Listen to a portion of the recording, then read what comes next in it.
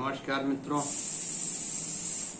Facebook पटल पर Satya hook talk और सत्या मीट B5 के सदस्यों के लिए दैनिक आयोजन में सम्मिलित होकर के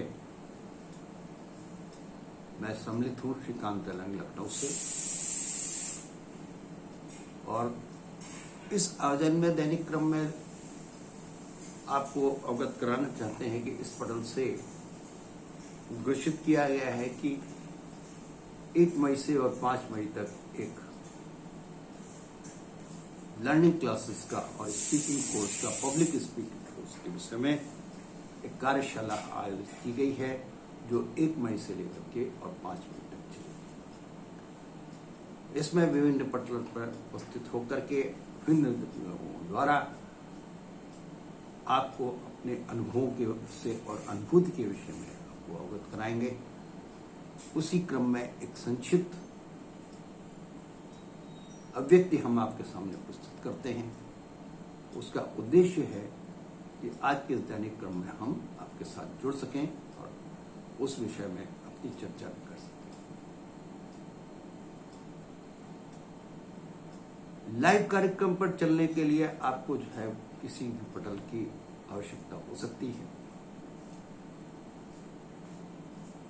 और फेसबुक और ट्विटर या इस तरह के इंस्टाग्राम ऐसे पटल हैं जो दूर दूर तक आपकी अभिव्यक्ति को और समाज को पहुंचा सकते हैं। लेकिन डिलाइव कार्यक्रम में जब आप इस बात को अंकित करते हैं कि आपको सुनने वाले व्यक्ति समक्ष रूप से आपके सामने बैठे हुए हैं, तो अपनी अभिव्यक्ति को संयमित करने के लिए आपको शब्दों का चयन जो करना चाहिए वो प्रभावशाली होना चाहिए। और एक ही शब्द को बार बार रिपीट करके उसी शब्द के विषय में बात करते रहने से शब्द की परिभाषा, शब्द का स्वरूप तो बदल जाता है, लेकिन उसकी आवश्यकता उतनी नहीं रहती। जैसे कुछ लोगों का कहने का तात्पर्य हमारा यह है कि जैसे हमारी आदतें बन जाती हैं, मैं कह रहा हूं, मैं कह रहा हूं, मैं कह रहा हूं, आप सुन रहे हैं, मैं कह रहा हूं, आप सुन। तो सेंटेंस बोला जा रहा है कुछ और, लेकिन उसके मध्य में आपने इस तरह के सेंटेंसेस को जोड़ करके अपनी बातों को, अपने सेंटेंसेस को उसके साथ जोड़ा है, तो वहां पर इस तरह की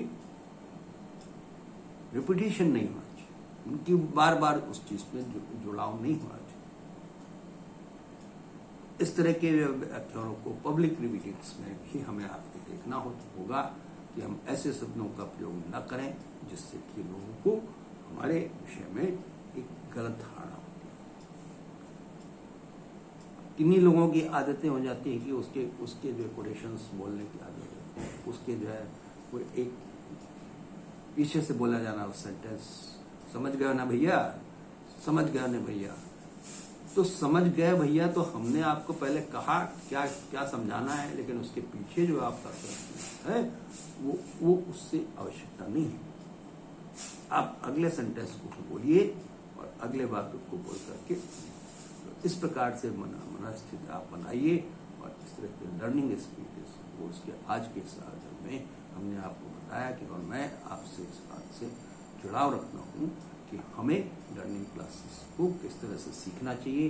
और पब्लिक स्पीकिंग में जब हम जाते हैं तो फेस टू फेस जो हमारा होता है, और पब्लिक स्पीकिंग का मतलब ये है कि कक्षा में विद्यार्थी जो पढ़ने आया है वो भी है और कक्षा का शिक्षक वो भी आपके साथ है। तो दोनों का जुड़ाव है, जहाँ 150 लोग होते हैं और कुछ ऐसे ऑडिटोरियम होते हैं जिनमें कि आपको पब्लिक स्पीकिंग में अपनी भावनाओं को पीछे तक के लिए व्यक्ति के पास पहुंचाना होता है।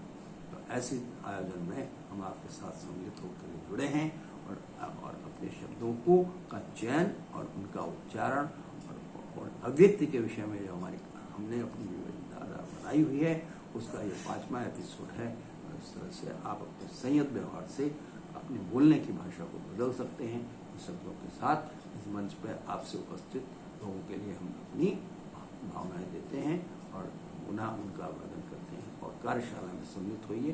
शब्दों के साथ नमस्कार।